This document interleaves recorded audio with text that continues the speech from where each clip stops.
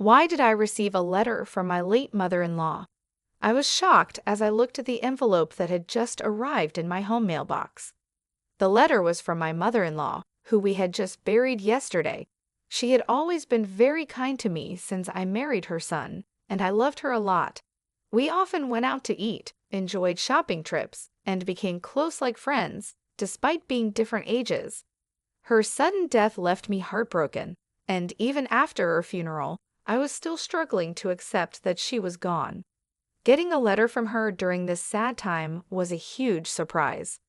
I quickly opened the letter and found something unexpected. My mother-in-law had asked a temple priest to send me this letter after she passed away. The letter told me to find a secret compartment in the family's old chest and revealed a hidden door. It gave detailed instructions on how to open this hidden door and made it clear I should do this alone. Seeing that my brother-in-law, his wife, and their kids were all out, I rushed to my in-laws' house. Using the spare key, I went in and followed the instructions to open the secret compartment by myself. "It's open," I sighed with relief and looked inside. "My name is Betty, I'm 40 years old, and I work from home as a web designer. I married Kevin, who is 5 years older than me, 6 years ago. We met through a friend and are still very close. However, we haven't been able to have children yet. Both of us love kids and wanted to start a family soon after getting married, but it hasn't happened.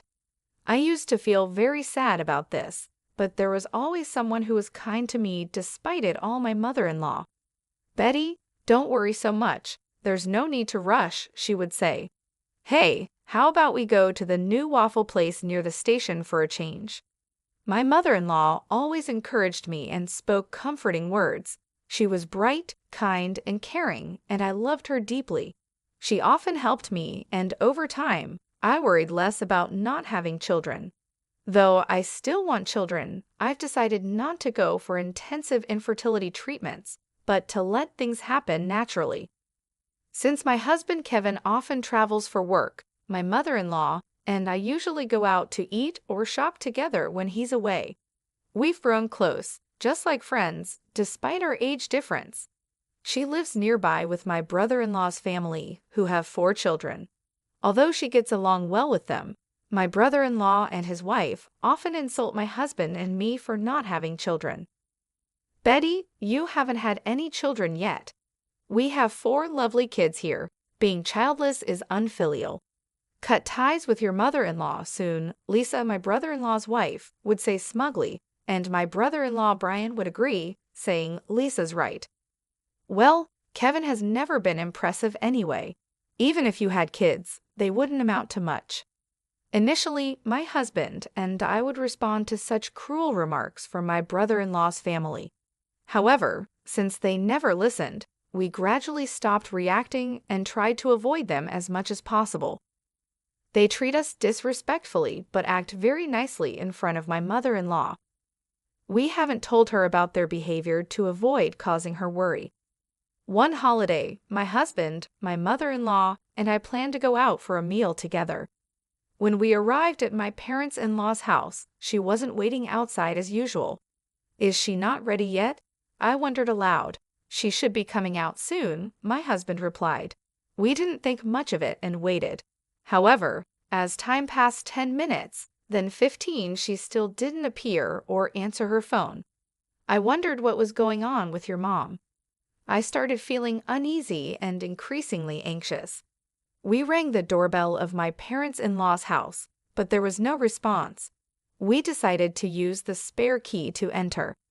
"Hey, Mom," my husband called out as he took off his shoes at the entrance, but still, there was no reply from inside.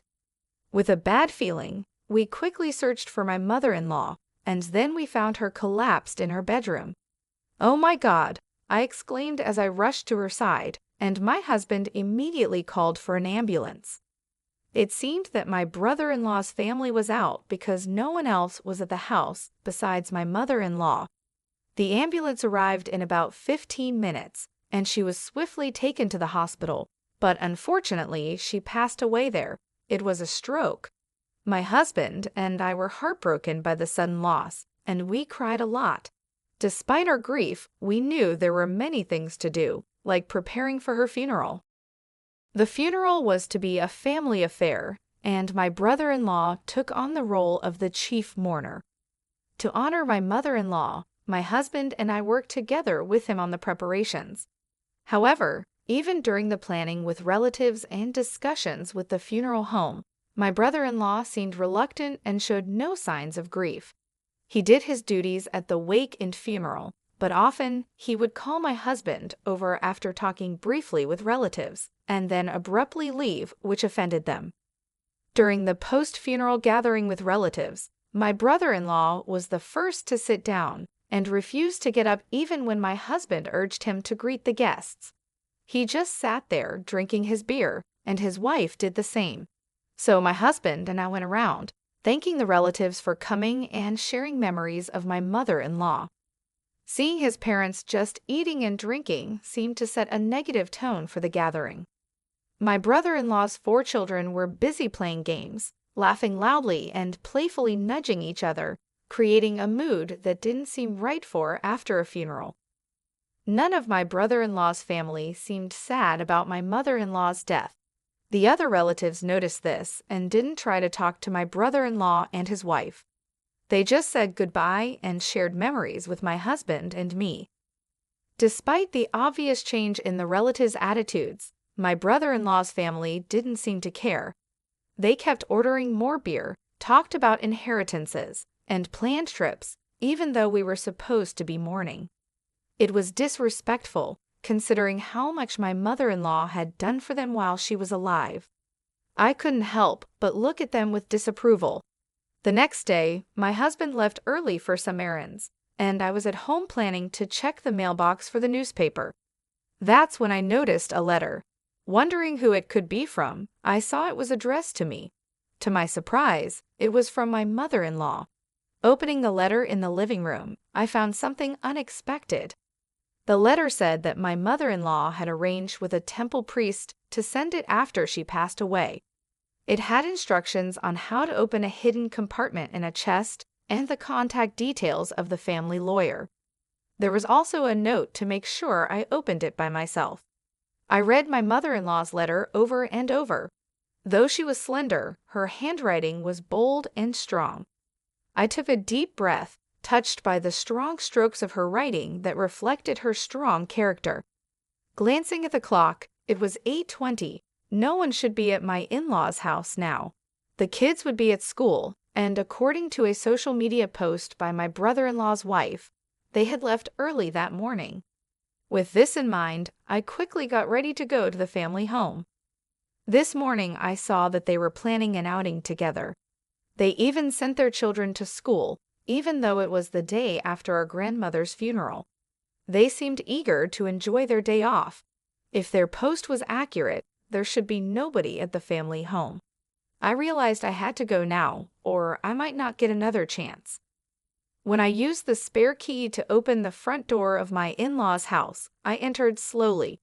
It was sad that my mother-in-law, who always greeted me with a smile, wasn't here. Holding my aching chest, I went into her room. The chest, an old piece that belonged to my mother-in-law, opened smoothly, perhaps because she took care of it. Just as the letter said, I found a hidden door at the back of a drawer. Thank goodness it's open.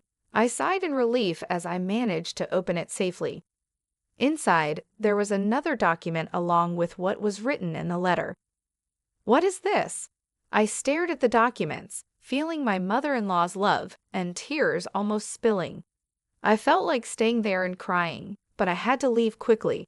It wouldn't be good if someone came back and saw me, especially since the letter said to do this alone. After returning home with all the documents, I contacted the family lawyer mentioned in the letter to inform them of my mother-in-law's passing. Just as I was about to reach out to my husband and my brother-in-law's family to see if we could all gather this weekend, I received an email. It was from my sister-in-law, urging us to meet at my in-laws' house this weekend for some important news. Despite feeling uneasy, declining seemed odd, so I agreed to her proposal. Over the weekend, I went to my in-laws' house with my husband, feeling nervous about the discussion. My brother-in-law and his wife had smug looks, and their 4 children were not around, probably taken somewhere else. As soon as we sat down, they presented a document. "This is the will left by my mother-in-law," my sister-in-law announced loudly. The signature on the will was indeed my mother-in-law's, and it stated that all assets would go to my brother-in-law and his wife. "See, it's written here that we get everything, so unfortunately, you won't get any inheritance." "Too bad, huh?" My brother-in-law laughed mockingly, his expression ugly, while my husband looked bewildered. I stood up quietly and brought in the lawyer who had been waiting outside. "Ah, who is this?" my brother-in-law and his wife asked, puzzled by the sudden appearance of the lawyer. My husband, who didn't know the lawyer was there, was also surprised. "This person is the lawyer whom my mother-in-law trusted during her life," I explained briefly. My brother-in-law and his wife looked confused and then angry. "Why did you bring a lawyer here?" they demanded. "It's part of my mother-in-law's instructions. She wanted the lawyer here to help make sure the estate is divided fairly," I said. My brother-in-law and his wife insisted loudly that they didn't need a lawyer. My brother-in-law slammed his hand on the desk and pointed at the will, saying, "My mother left a will. We don't need a lawyer." The lawyer quietly raised his hand and asked, "Are you sure your mother wrote the entire will herself?" "That's obvious," my brother-in-law shouted back. The lawyer looked concerned and shook his head. "This can't be recognized as a valid will. A real handwritten will must be entirely written by the person it belongs to." He pointed out that only the words at the beginning and the signature at the end were in my mother-in-law's handwriting. The rest looked like it was printed from a computer. The room went quiet. My brother-in-law reached out to the will, but it still showed the same printed words. "Huh," suddenly my husband said. "Why is the back of the paper so clean?" I looked closely, and indeed, there was something odd. The handwriting in the signature section is different from the rest. Could this will be forged? I wondered aloud. My brother-in-law and his wife trembled at the lawyer's observation. "What are you talking about? We wouldn't do such a thing," they stammered. "Why are you so nervous if it's not forged?" the lawyer cut in. "Forging a will is a serious crime." Hearing this, my brother-in-law and his wife turned pale. Despite their agitated and confused excuses, the lawyer delivered the final blow.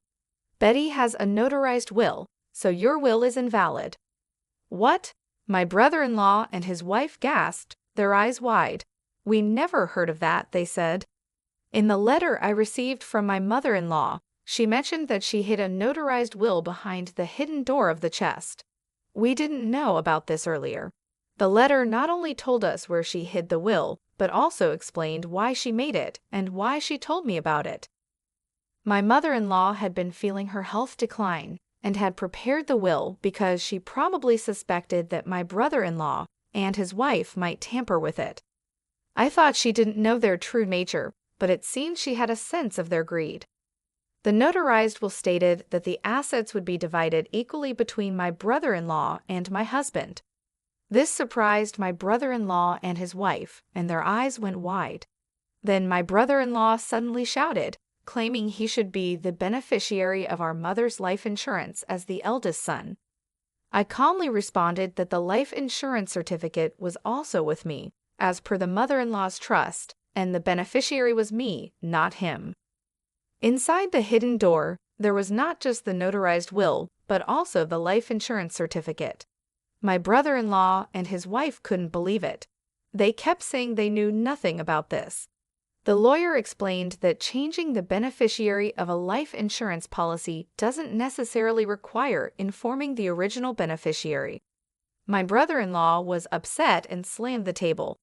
My husband turned to me, anxious, and asked when his mom had entrusted these things to me.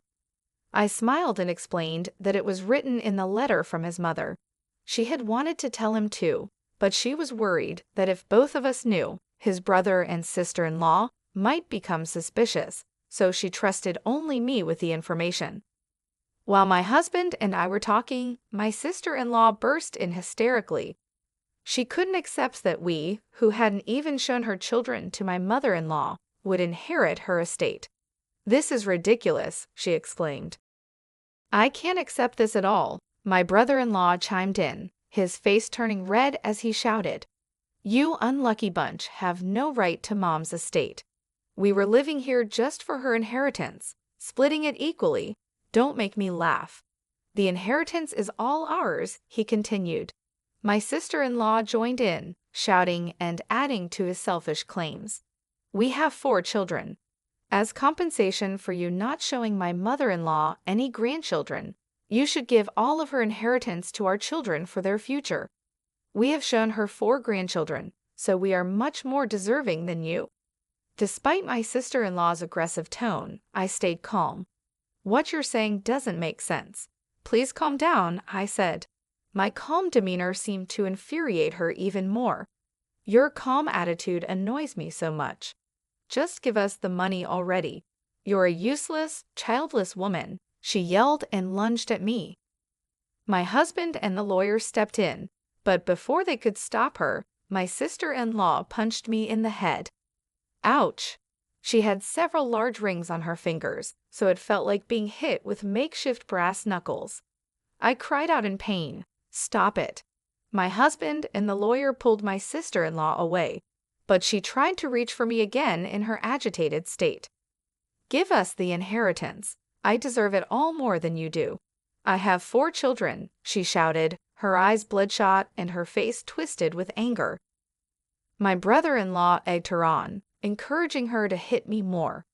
Enraged, my husband called the police. When the police arrived shortly after, he and the lawyer explained the situation. My brother-in-law and his wife were then escorted away by the police. My husband and I thanked the lawyer and decided to send him home for the day. What was supposed to be a discussion about creating an estate division agreement turned into a chaotic ordeal. My husband and I agreed to bring a gift of apology another day. He was deeply concerned about me being hit by my sister-in-law, but seemed relieved when I told him the headache had completely subsided after the tumultuous events. I murmured, "It's been quite an intense time." Then my husband brought up something unexpected. "Hey, Lisa seems to constantly talk about the children. You know, she always boasted about showing Mom 4 grandchildren and how great she was. And don't you think she's overly fixated on money?" Indeed, my sister-in-law had been excessively promoting her children and seemed really focused on money during the earlier argument. "Well, she has been quite vocal about the children for a while, and her obsession with money was indeed extreme. Her expression while hitting me was terrifying," I replied. "Yeah, you're right. It's a bit abnormal," he said, and then fell silent. "What's wrong? Is there something bothering you?" I asked, not understanding what he was getting at. "Well, there's something bothering me, and I'm considering suggesting it to my brother. I think it might be a good idea to have DNA tests done for their 4 children." My husband's response surprised me. "DNA tests?" "Yeah, and I'm also thinking about proposing a background check on Lisa. Something doesn't sit right with me. It's just a gut feeling." Although I thought it might be unnecessary, my husband's intuition had been accurate in the past. "Okay, if that's what you suggest, let's propose it to your brother later on," I agreed. When my husband told my brother-in-law about the idea, he ridiculed and yelled at him extensively. "Just because you don't have kids yourselves, don't doubt ours," my brother-in-law shouted. But before parting ways, he took some materials about DNA testing from my husband. Perhaps he had some doubts as well. The first revelation came from the DNA testing between my brother-in-law and his children. It turned out that 3 out of the 4 children didn't share his blood. I was a bit suspicious of the youngest child because they didn't look much like any of us, but I was surprised about the middle one too. My husband was speechless, and my brother-in-law decided to investigate his wife's background thoroughly. The results were shocking. It turned out that my sister-in-law had relationships with multiple men even before marrying my brother-in-law. Recently, her affairs were discovered by the wives of her lovers, who then demanded compensation. Since my sister-in-law was at home more often than my brother-in-law, she was able to hide any evidence like registered letters. The compensation demanded was far more than she could afford from her earnings or savings. It became clear that she was determined to get her hands on my mother-in-law's inheritance at any cost. Eventually, the situation escalated, and my brother-in-law and sister-in-law ended up in a violent fight, throwing things and hitting each other until the neighbors, unable to stand the noise, called the police. Both were taken into custody, facing charges for forging the will and now additional charges of assault. Further police investigation revealed they had committed theft and harassed wealthy individuals among other offenses. Eventually, they both ended up in jail. As for the future of the 4 children they left behind, my husband and I were deeply troubled. Since my mother-in-law's passing, we were the closest relatives. We considered taking them in, but decided against it after much thought. The children had been influenced so much by their parents that they casually insulted us as childless incompetents. The oldest at 19 should know right from wrong, and the youngest at 7 should understand proper behavior. Yet they smirked and insulted us every time they saw us, even with their parents in trouble. Our 16-year-old nephew said we'd be better off raised by childless idiots, which was more than we could bear. Facing such hostility, we couldn't find any affection for the children or any hope of raising them to be decent people. Ultimately, we contacted my sister-in-law's parents and decided to sever ties with the children. It seems the children understood our decision, as our nephew said, "I'd rather live in Grandma's old shack than with the brainless, childless couple." With those words, we felt it was best to leave things as they were. We haven't told the children that the younger 4 aren't biologically related to my brother-in-law. Whether we share this fact or not, we leave it to the relatives of my brother-in-law and his wife to decide. My husband and I decided to move to a distant place, using the inheritance from my mother-in-law to start anew. We moved to a place full of greenery and nature, where we quickly felt at home. There's a charming waffle shop near our house, and every time we pass by, we wish my mother-in-law could have visited it with us. Soon after the move, I found out I was pregnant. When the Prig-Betty test showed a positive result, I couldn't help but scream with surprise and happiness. Later, the doctor confirmed that I was indeed pregnant. Both my husband and I cried tears of joy as we hugged each other. My mother-in-law would have been so happy if she were still alive. Additionally, the business plan I had been secretly preparing is progressing well. Both my husband and I are working hard, looking forward to the arrival of our child and enjoying fulfilling days full of happiness.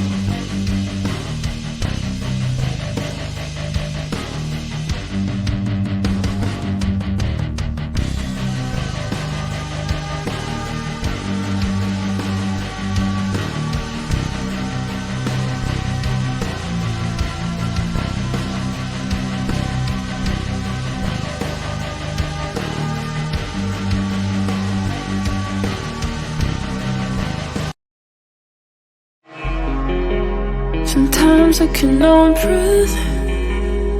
When you look at me like that, I'm falling in. You don't even have to speak. I'll be calling out your name. And I thought I couldn't feel this way. You came up on me like a rain on a sunny day. Now I don't feel the sun. I can't